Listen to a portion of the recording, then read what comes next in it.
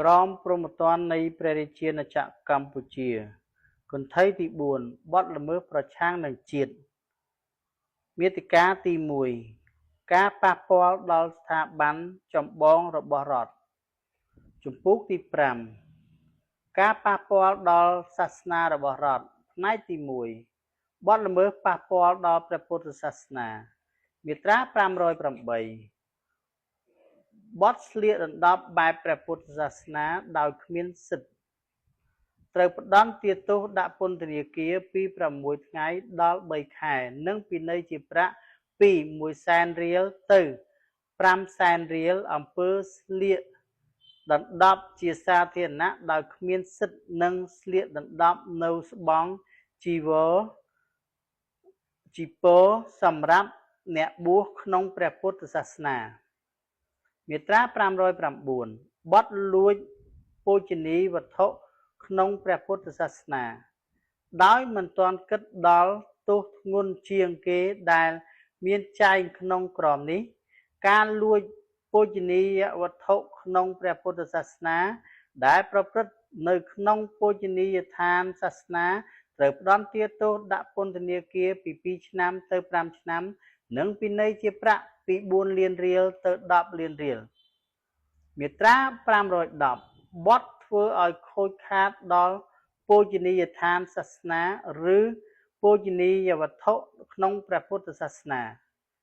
ដោយមិនទាន់គិតដល់ទោសធ្ងន់ជាងគេដែលមានចែងក្នុងក្រមនេះ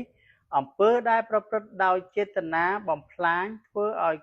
ទ្រុឌទ្រោមឬធ្វើឲ្យខូចខាតបូជនីយដ្ឋានដែលបូជាចំពោះព្រះពុទ្ធសាសនាឬ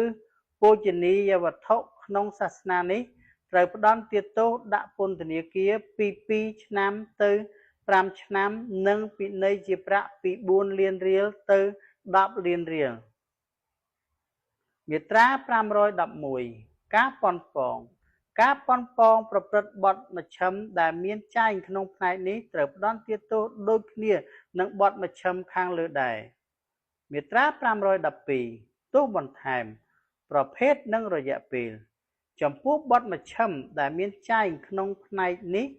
ទោសបន្ថែមដូចតទៅនេះអាចត្រូវបានប្រកាស1ការដកសិទ្ធិខ្លះជាពលរដ្ឋជាស្ថាពរឬសម្រាប់រយៈពេល5ឆ្នាំយ៉ាងច្រើន2ការហាមឃាត់ចំពោះការប្រកបវិជ្ជាជីវៈកាលបើបទល្មើសនេះបានប្រព្រឹត្តនៅក្នុងការប្រកបវិជ្ជាជីវៈឬនៅក្នុងឱកាសនៃការប្រកបវិជ្ជាជីវៈនេះជាស្ថាពរឬសម្រាប់រយៈពេល5ឆ្នាំយ៉ាងច្រើន3ការហាមឃាត់ចំពោះការកាន់កាប់ឬការយកតាមខ្លួននៅអាវុធគ្រឿងផ្ទុះនិងគ្រាប់រំសេវគ្រប់ប្រភេទ